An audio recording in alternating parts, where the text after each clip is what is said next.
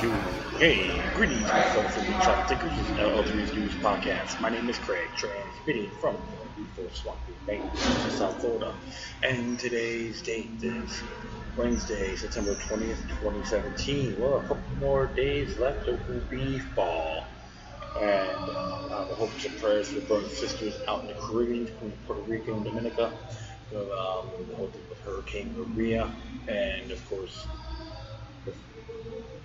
others in Mexico City with that terrible earthquake. Didn't have anything like that in the past 32 years in Mexico City, Mexico, and surrounding area as well.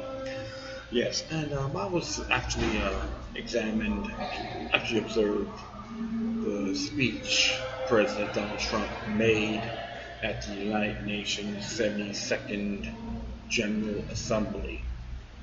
72 years of that disaster of the United Nations has been established by the Rockefellers, part of the One World Order element. He has some interesting good pointers, okay? I will just hit that first about sovereign nations, and plus including their countries first. And I have to respect those elements. One thing I really find the turnoff is trying to use that word democracy and what's the other areas too of rogue nations, and stuff like Iran and North Korea, which I'm not saying crazy about their governments, but if you really study the history of these nations, it's just some of the actions that have occurred with the CIA. But people have to really look at those areas first before jumping at a conclusion. And it was really disappointing when he talks about Venezuela, their crisis and so forth, and call it a rogue nation. We should start looking at the Venezuelan Humanitarian Protection Act. And this is one thing I find interesting. I talked about that in my last past episodes. And there's an archive in there. Just look it up about the Venezuelan government, which Barack Obama signed into law, which trying to make me use all means necessary for propaganda to so-called liberate Venezuela. The Venezuelan people have to make their own decisions, and the United States or any other foreign government should not be entangled, especially with the American tax dollars. You have to always examine those aspects, and this is why I find this is a complete turnoff of the areas of his speech, and saying that the Iranian government is a dictatorial government. Like I said, my friends, look up Operation Ajax and read blowback. You see things in a bigger picture, and even talking about Iran supporting Hezbollah. But it's okay when he makes lovey-dovey with Israel, put the first U.S. base on that country, and having praise of Israel, this and Israel that, and that's one thing is another turnoff. It's like a lot of double speak, typical foreign policy status quo. So there's always the pros and cons of his speech. That's why I've been really so on a high horse. He may call some of the folks out. He's been, in my view, got it from a teleprompter and being persuaded by the MIC, or other words, the United States the military industrial complex. That's one thing I always look at. It's just that it's a very unattractive, and to be very sincere, if he had the real cojones, he could just say, hey, I'm denouncing the United States to be out of the United Nations. I want this place vacated immediately, give them maybe 4 or 5 months, get them out, have the United States out of the UN, because of the years of even have dictators, General Assembly, drug traffickers, murders from other countries, including Haiti and areas of Africa, with the UN peacekeeping troops, and pedophile traffic raids, human trafficking. So those are the areas we should have called him out on.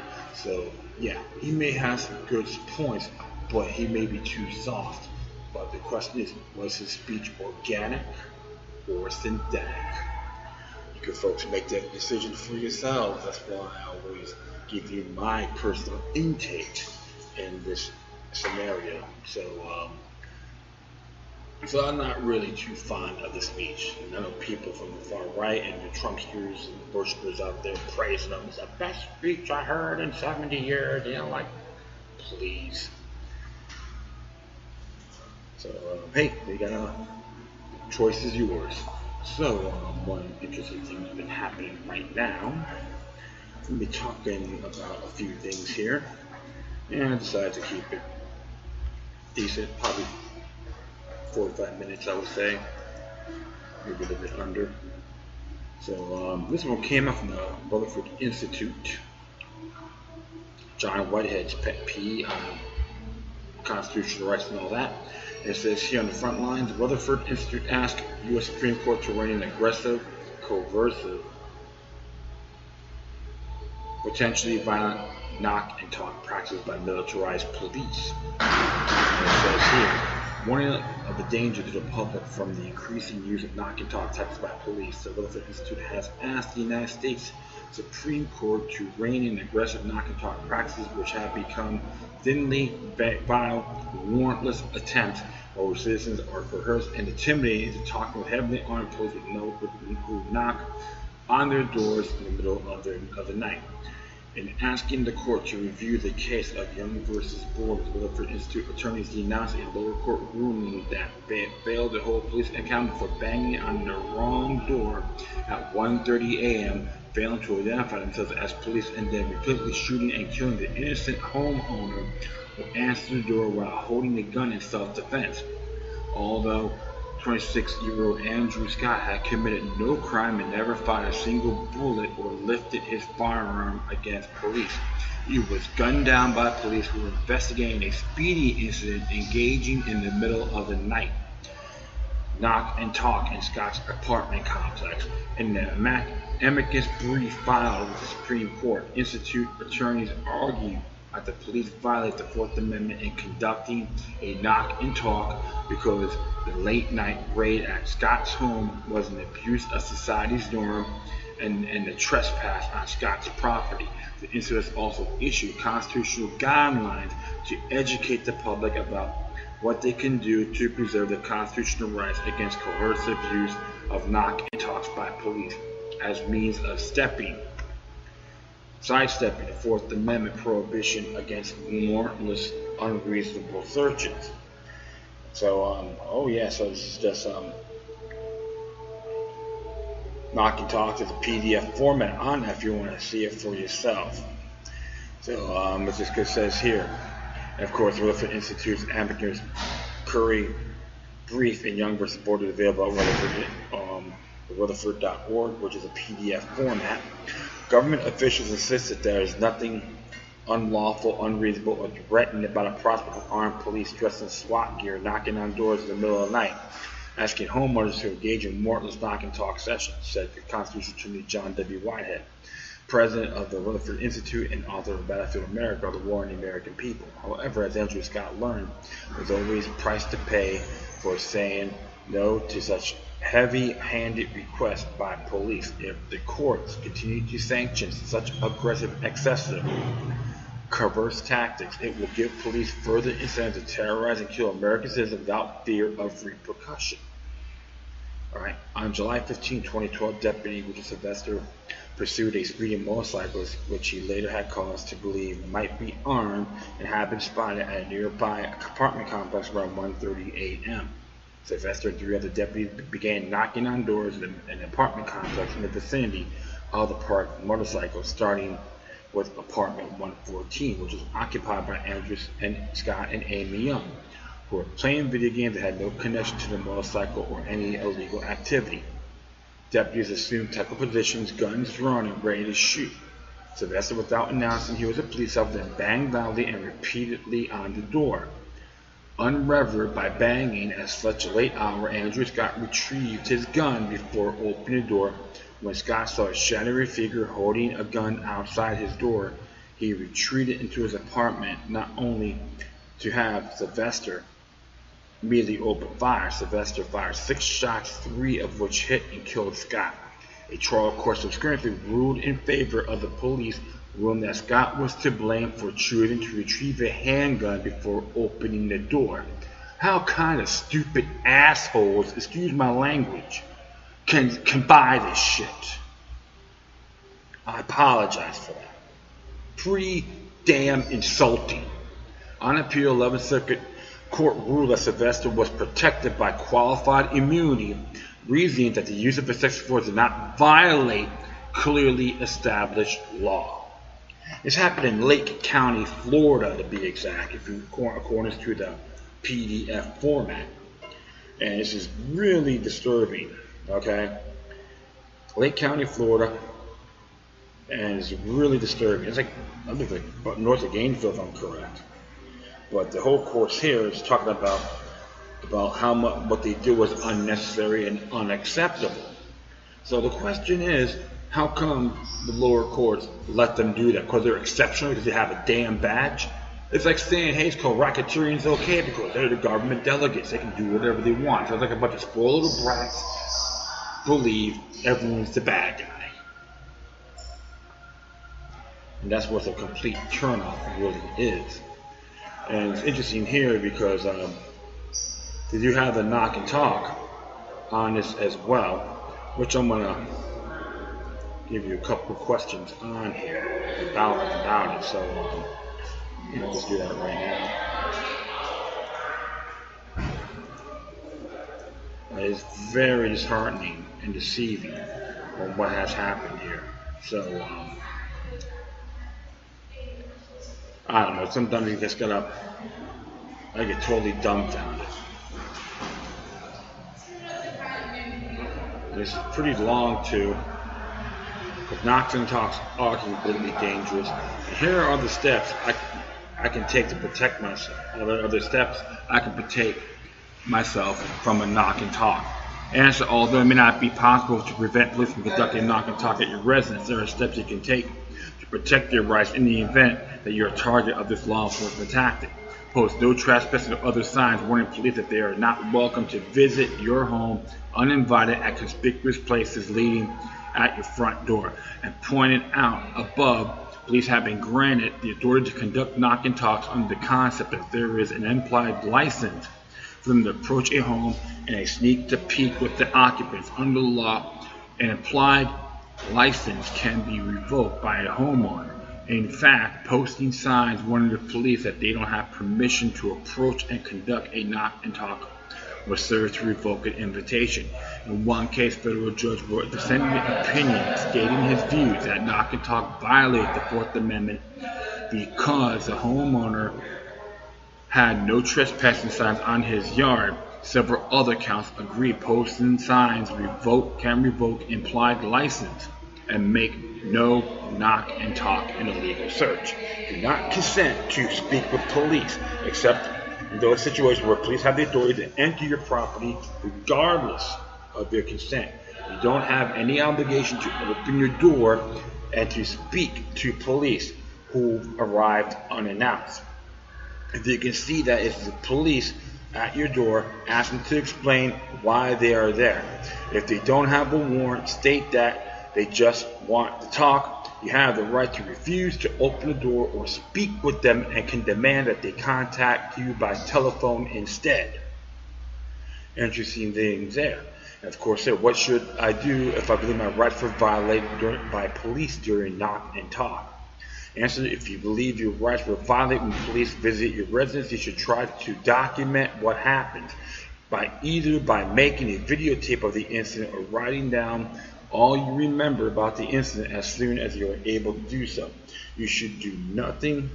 You should not do anything to threaten officials or use force to resist, because this could lead to serious criminal charges against you and or bodily harm. Instead, remain calm and courteous, but don't indicate your consent to anything the police might ask or suggest. You can seek legal counsel and assistance later in order to challenge the actions of the police in court. So, and here's one thing right here too. It's like one of the last questions here. It's like multiple questions, but I was like, it's browsing through, and I like what it says here. What happens if you don't answer when the police knock at your door? Or what if you're in bed and all the lights are out, so it looks as though nobody is home? Do the police go to the back door to as a rule? If not, one could exit out the back door in case police break in. Answer: police conduct a knock and talk at your home and you don't answer, they are legally required to leave. But does this not mean they will? The police use this tactic when they don't have a probable cause to support a search of the premise. In all these cases, it is best to assume that police are also at the back door, since this is often part of a knock and talk tactic. Fleeing out the back door may surprise police and provoke a violent response on their part, but this should be avoided unless it is absolutely necessary to prevent harm to yourself and other occupants. The fact that police get no response to do their knock does not give police additional grounds that justify a search. If police receive no answer to their knock and proceed to enter your home with or without force, this constitutes a violation of the Fourth Amendment against warrantless and unreasonable searches by government agents. Not only may police not lawfully enter the home, but they are also prohibited from peering into windows in order to obtain additional information. Such peeping Tom activities by police, which take place on a constitutionally protected curtilage of the home, are also prohibited by the Fourth Amendment. That said, before you open the door to anyone claiming to be police or dressed like the police, you should call your local police dispatcher, report the incident, and request confirmation that people at your door are indeed the police. You are also within your rights to ask the purpose of their visit. Once you have confirmed with the dispatcher that it is indeed the police at your door, you should still call through the door or window. Don't open it up, okay? Ask them to identify themselves and to state the reason for being at the door. You can also inform the police at your door or via dispatcher that they want to speak with you. They should contact you on the telephone. This avoids exposing the interior of your home to the police and getting into a situation where they can coerce you and to giving up your right to privacy. Whatever you do, do nothing to provoke police at your door. There have been numerous documented cases in which police, even in the absence of a warrant, will force their way into homes, sometimes smashing down a door, and upon the slightest provocation, sometimes shooting the residents. If you have a good reason to believe the police presence at your door does not pose a threat to you, your safety, or your rights, you should always enter into any interaction with police with extreme caution, and are inclined to open the door, you should still do so with your hands in plain view. So always look at those areas as well. So I would recommend to my brothers and sisters out there in the United States to use these particular tactics, get everything documented, and what is the purpose of being here. And if they don't identify themselves, bring them, have dispatcher know what's going on. And there's one thing too, this happened in Lake County, Florida. There's a thing called Article 1, Section 12 of the Florida Constitution, which is equivalent to the Fourth Amendment of the U.S. Constitution. These are some of the few questions, people should look at. There's a link for that, so definitely check it out. And we got to learn to safeguard our own, because there's too many gullible people out there will always want to believe that they open up the door and they ran right in. So they can say, hey, they let us in here. Okay, remember, they got the badge and they can do what the hell they want. You got to be methodical. Remember, the governmental entities, they're not your kings and queens or the knights of shining armor. And I say this again, it's not going after the police as a whole. But you got folks, they have this being programmed to do, they think they can do what they want and attack on the American people. They're innocent. Like look what happened to that one gentleman, Mr. Young. So this is very disturbing. This is why, because I know I've been keeping tabs on this too for a good period of time. You should always look at the Rutherford Institute's information as well, because we all have obligations to preserve our freedoms. not the government. And one thing I'll tell folks, if you really start cracking down on it, you need to start rallying the troops, rallying your fellow brothers in your community, and attack it on a local level and have all this documented. If the mayors and all that believe the police can do what they want, vote their asses out or recall them. Because I know some places around the country you can do recalls of your elected servants. They're not your officials, not your lawmakers, but they're your servants. Okay, so some may not like it. Who the hell cares?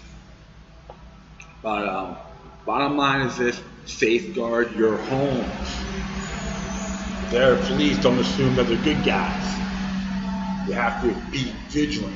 Remember, people complain about government, but what they'll bow down to the police, you're just playing double standards. And I say that in good faith because remember, the police officers are considered governmental delegates. This is why we have to keep it sincere. This is part of political tyranny, governmental tyranny. And we all need to share this and spread this information, because all you folks have the right to know, and there's no such thing as nothing you can do. If you said there's nothing you can do, that means you won't make things happen. So if you complain and don't take action, please shut up. I said enough of that already. All right, next one here came from the activist post Carrie Welder. If I'm correct, this is from Any Media. And it came out yesterday. It says here, happy birthday CIA. Seven truly terrible things the agency has done in 70 years. On Monday, President Trump tweeted birthday wishes to the Air Force and the CIA. Both became official organizations 70 years ago on September 18, 1947, with the implementation of the National Security Act of 1947. After spending years as a wartime intelligence agency called for Office of Strategic Services, the agency was solidified as a key player in the federal government's operations with then-President Harry Truman's authorization.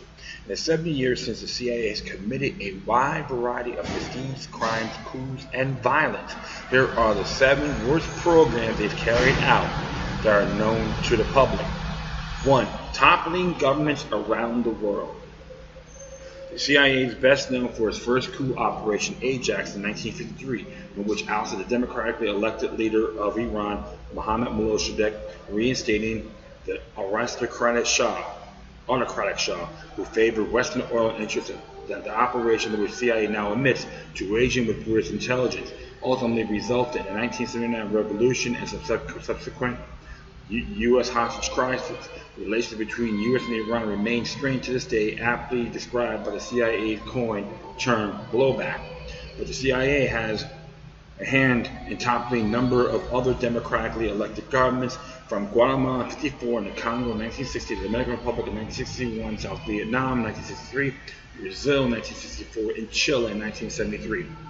The CIA has aimed to install leaders to appease American interests, often empowering oppressive, violent dictators. This is only a partial list of countries where the CIA covertly attempt to exploit and manipulate their sovereign nation government. So that's why when you hear about the so-called rogue nations, Donald Trump should have read some of the declassified information what the CIA has done. And he goes, I'd birthday CIA. Stop being a goody two-shoes, Mr. President. If you're going to be real hardcore, take the initiative, calling the CIA out on these globalist New World Order practices. 2.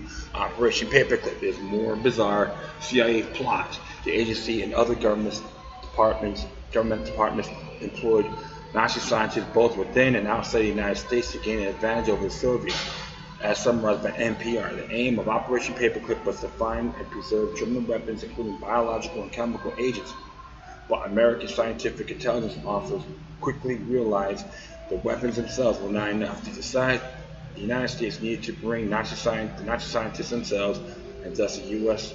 into the U.S. Thus began a mission to recruit top Nazi dictators, physicists, and chemists, including Werner von Braun, who went on to design the rockets that took the man to the moon.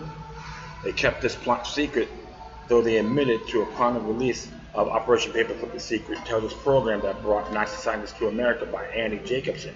In a book review, the CIA wrote that Henry Wallace, former vice president and Secretary of Commerce, believed scientists' idea could launch new civilian industries and produce jobs. They praised the book's historical accuracy, noting that Launch Operations Center at Cape Canaveral, Florida, was set up by Kurt DeBow, an ardent Nazi.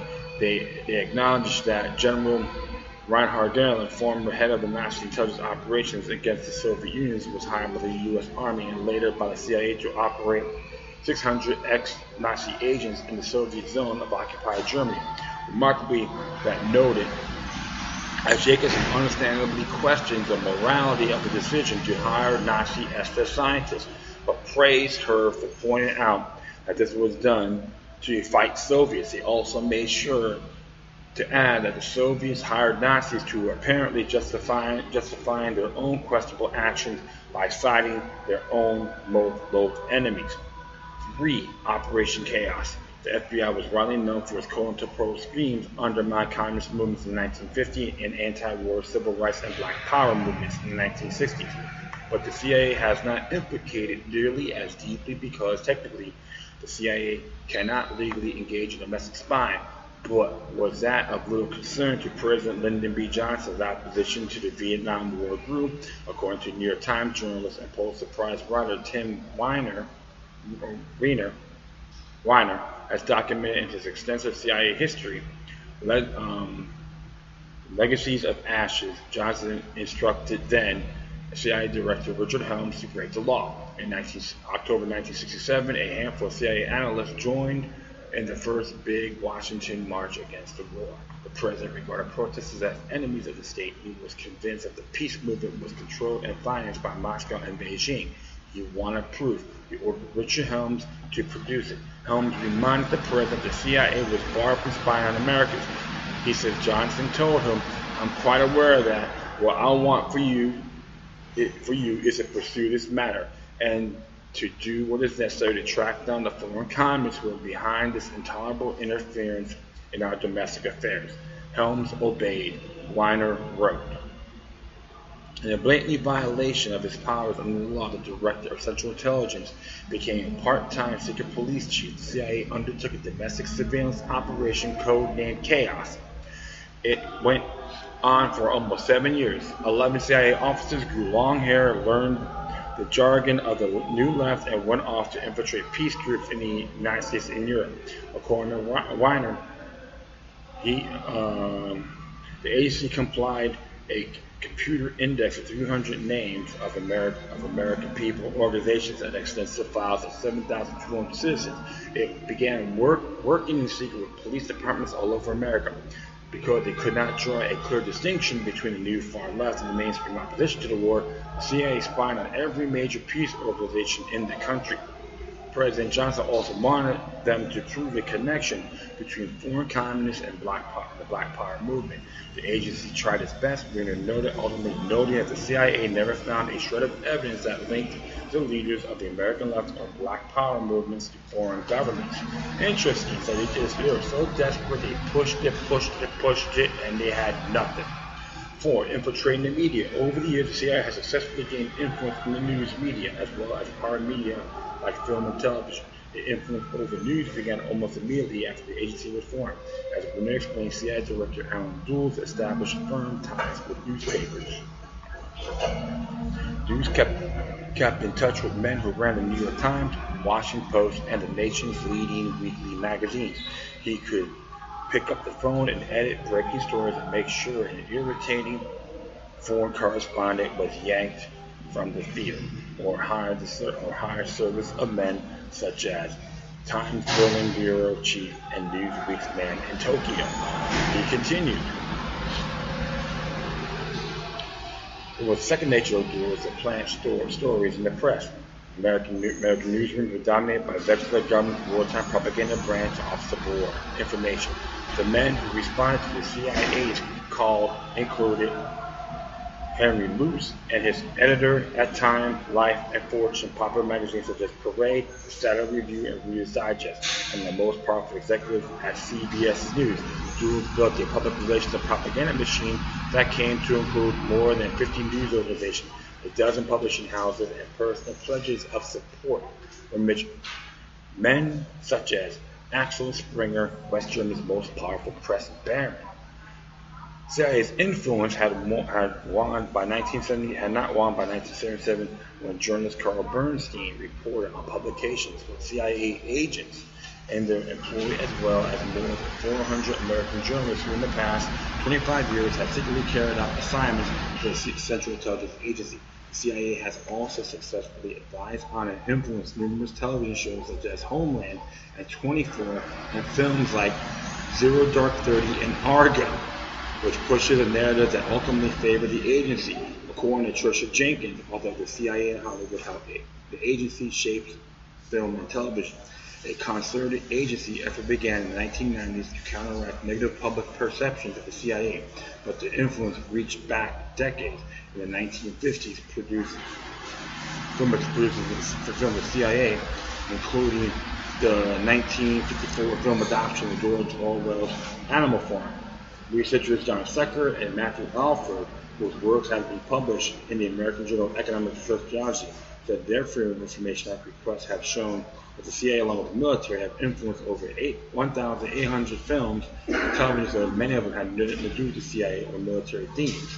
Interesting. So that's wild. That's wild. I'll be honest. I seen 24. I admit that, but I wasn't really too keen of it. I never cared for Homeland.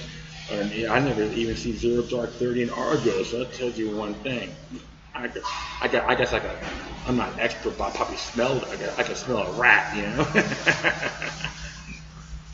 5. Drug-induced mind control. In the 1950s, the CIA began experimenting with drugs to determine whether they might be useful in extracting information, as the Smithsonian Government magazine has noted of the MK Ultra project.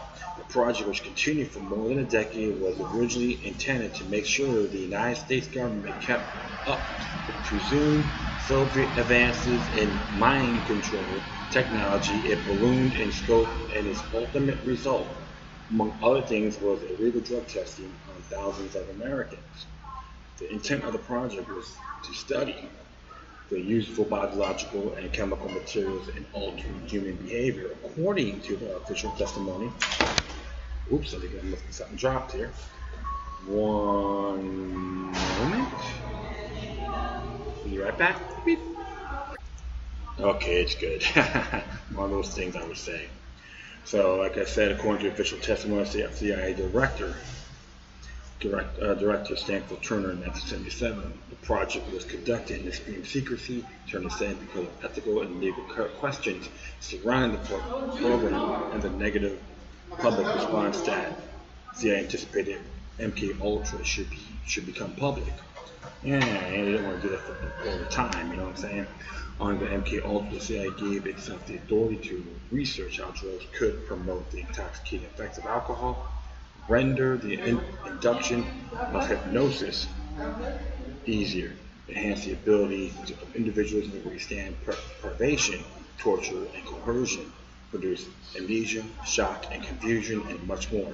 Many experiments were investigated using unwitting test subjects like drug-addicted prisoners, marginalized sex workers, and terminal cancer patients, people who could not fight back, in the words of Sidney Golub, the chemist who introduced LSD to the CIA. Interesting there, right? Further, as Reiner noted, under this auspices, 7 prisoners at a federal penitentiary in Kentucky were kept high on LSD for 77 consecutive days. When the CIA slipped the same drug into an Army civilian employee, Frank Olson, he leaked out the window out of the New York hotel. Reiner added that senior CIA officers destroyed almost all the records of the program, but that while the evidence remains fragmentary, it strongly suggested that use of secret prisons for the forcible drug-induced questioning of suspect agents went on through the 1950s. Years later, the CIA would be accused of distributing crack cocaine into poor black neighborhoods, though it is currently less substantiated and supported mostly by accounts of those who claim to have been involved. 6. Brutal torture tactics. More recently, the CIA was exposed for sponsoring abusive and disturbing terror tactics against detainees at prisons housing terrorist suspects. An extensive 2014 Senate report documented agents committing sexual abuse, forcing detainees to stand on broken legs, waterboarding themselves severely, sometimes up to convulsions, and opposing forced rectal feeding. To name an example, ultimately the agency had little actionable intelligence to show for their torture tactics, but lied to suggest they did. According to the torture report, the torture tactics led to international criminal courts to suggest CIA was along with U.S. armed forces be found guilty of war crimes for their abuses. And another thing too, just to let you know, a couple of scientists actually that involved in torture have did a settlement on some of the prisoners detainees in Guantanamo, which the ACLU got money for, which created a fantastic precedent. So you should look that up. It's I got posted on Facebook like a month ago, but you can look it up yourself on torture settlement at Guantanamo by the ACLU. It is an amazing thing, and like I said, things are cracked. The walls are cracking around them as well. So I said that area is disturbing, but it's exciting as well. It says here, 7, arming radicals. The CIA has a long habit of arming radicals, extremist groups that view the United States as the enemy. In 1979, the CIA set out to support Afghan rebels to defeat the Soviet occupation of the Middle Eastern country. Rein wrote in 1939, prompted by Zbigniew Brzezinski, President Carter signed a covert order for the CIA to provide Afghan rebels with medical aid, money, and propaganda. Bahojadina, but maybe English. As Reiner detailed later in his book, Pakistani intelligence chief who doled out the CIA's guns and money favored the Afghan factions who proved themselves most capable in battle. Those factions also happen to be the most committed Islamists. No one dreamed that holy wars could ever turn their jihad against the United States. Though some speculate the CIA directly armed Osama bin Laden is yet to be fully proven or admitted. What is clear is that the Western media revered him as a valuable fighter against the Soviets. When he arrived to fight in Afghanistan in 1980, that Al-Qaeda emerged from the Mujahideen, who were beneficiaries of the CIA's program.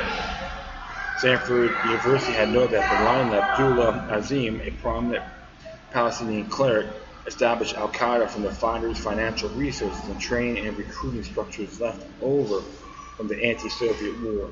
More of those structures were provided by the agency, intentionally or not. The CIA helped fuel the rise of the terror group. Reiner noted that the CIA failed in other countries like Libya, but by the late 1980s, the only Mujahideen Afghan holy wars were drawing blood and scenting victory. The CIA's Afghan operation was now a $700 million a year program and represented the 80% of the overseas budget of the Callison services. The CIA's briefing book never answered the question what would happen when the militant Islamic Army defeated the Gallis invasion of Afghanistan, though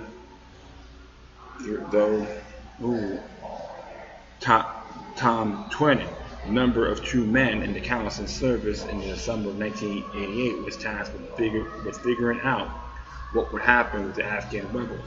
We don't have any plan, he concluded. Apparently failing to have learned their lesson, the CIA adopted nearly an exact same policy in Syria decades later, arming what they called moderate rebels against the Assad regime. Those groups ultimately aligned with Al-Qaeda groups. One CIA-backed faction made headlines last year for beheading a child. Though President Trump called off the CIA program in June, the military continues to align with moderate groups. Unsurprisingly, this is a list from complete. The CIA has engaged in a variety of extrajudicial practice, and there are likely countless transgressions yet we have to learn about. As Donald Trump cheers the birthday of an agency himself once criticized, it should be abundantly clear that the nation's covert spy agency deserves scrutiny and skepticism, not celebration. Absolutely. So let's just give you some examples. That's why everything about Iran's bad, wicked, and evil, but the CIA is exceptional, right? That's according to what Trump's saying, if he hasn't really done his homework. Stop being a brown noser and keep it real.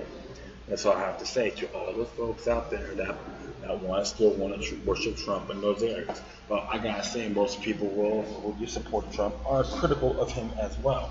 But as far as I'm concerned, the CIA is nothing more than a globalist entity who's gonna try to dictate how they should think when they clean their rear end or when they can make love to their wives. Now, leave these countries alone. If you support sovereign nations, the CIA may have to go or dismantled big time. I support intelligence, but not in an imperialistic way. And hopefully you folks do agree. And I'm going to be right back. Alright, so next one here will be coupled from Freedom Outpost. And this is from the World News, came out today. Is America actually capable of shooting down North Korean missiles? By Daisy Luther. According to some analysts, American may be overly confident in our military's ability to shoot down North Korean missiles if the country were attempting to strike.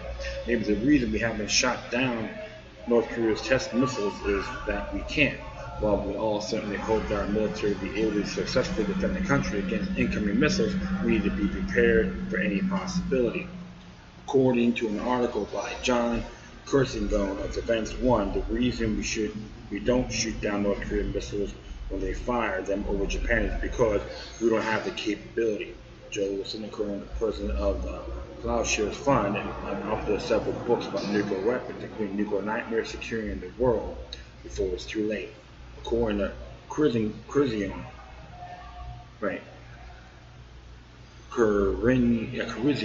when Japanese Chief Cabinet Secretary Yoshihide Suga said we didn't intercept it because no damage to Japanese territory was expected.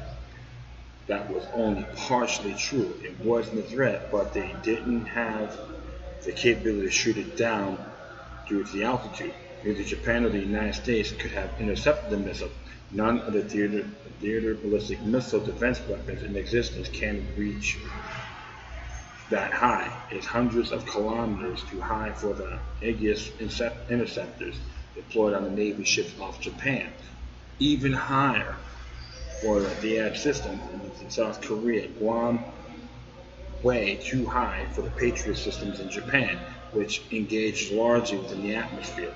All these are basically designed to hit a missile in the post-mid-course of terminal phase, when it's on its way down, coming more or less straight as a defending system.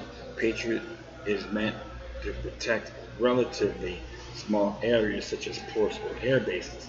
For that defends a large area.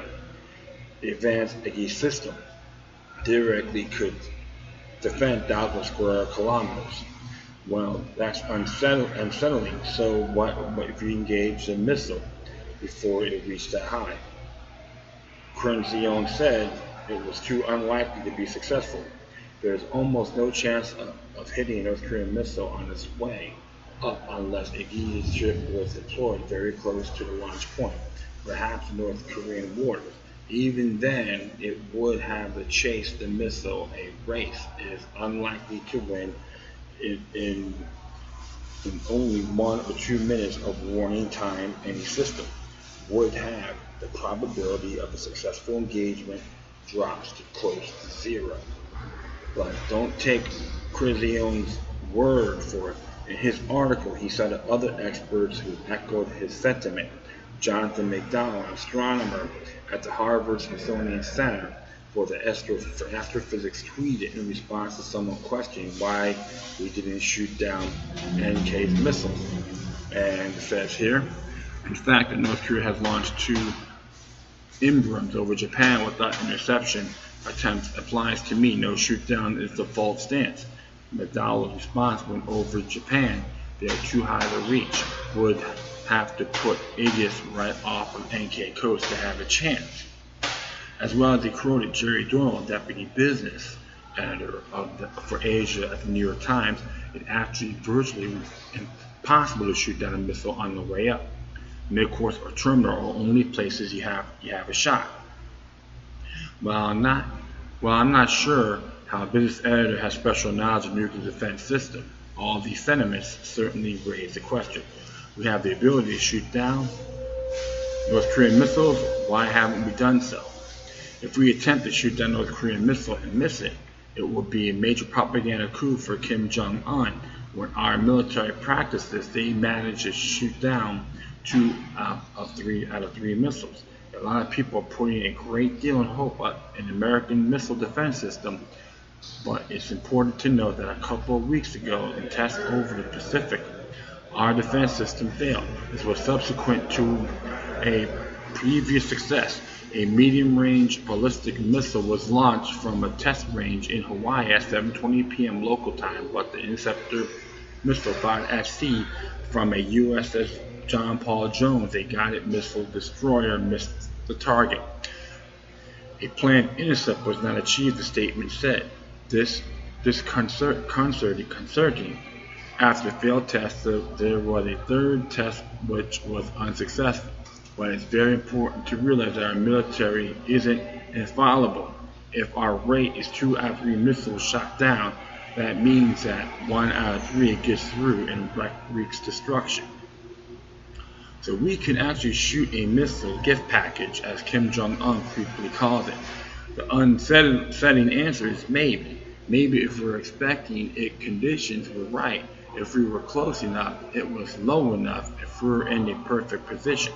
There are way too many ifs in there for me to feel fully confident in our ability to shoot down North Korean missiles before they strike the mainland, which experts now believe they have the ability to reach. We also know that North Korea also possesses the ability to create hydrogen bombs.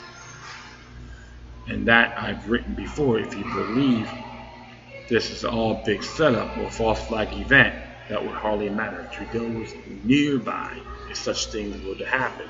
If you aren't prepped for the potential nuclear strike, it's time to learn what you need to do. This article and this class can help you. There's two links to there. It's essentially remember that in the event of a nuclear strike, if you aren't ground zero, there's an excellent chance you will survive. And if you know what to do, you can survive without the after effects of the radiation. So Luther wrote that, and it's true. Like I said, everything has its flaws, and this is why I'm here about we gotta attack them by any means. We got the best military force and all that, but remember, we have our flaws too. And this is one thing you have to really look at, my friends. Is hey, no one wants to go to war, okay? This is why about the whole thing attacking North Korea, this and that. Like I said, that big history. You guys got to get history of why this relationship still has tension before 1950, I would say. You got to look at all these areas before jumping the gun and saying, God bless the empire. No one wants to go to war, including North Korea. I don't care what they say, damn news say about the soldiers ready to go and march around there and people praising them and all that. Come on. Think for yourselves. Look at things a lot broader than what it is. So, this is why you have to always say, always pros and cons. But, hey, hope for the best, my brothers and sisters out there. Alright, one more thing. This one actually came out from Post again by Tim Brown. Hillary Clinton funnels $800,000 to her political group that funds ANTIFA. Really? If you recall, that presidential candidate Hillary Clinton was one that was always talking about money in politics while hypocritically soliciting donations from some of the worst, most corrupt people and organizations. Now it's come to light that Clinton apparently funneled over $800,000 of her campaign money to her new political PAC, Onward Together, which is backing several groups of resistance against the current administration, including ANTIFA. The Daily Recall reports that presidential candidate Clinton rallied against dark money groups like Onward Together. Clinton transferred $800,000 from her failed presidential campaign to Onward Together shortly before announcing the group's launch in May. Documents the campaign filed with the FEC review, and you can probably see this for yourself. Let's see if it's on that link right now. It's on Daily Caller. So interesting. So it says here, Clinton doesn't even deny that she's supporting such groups.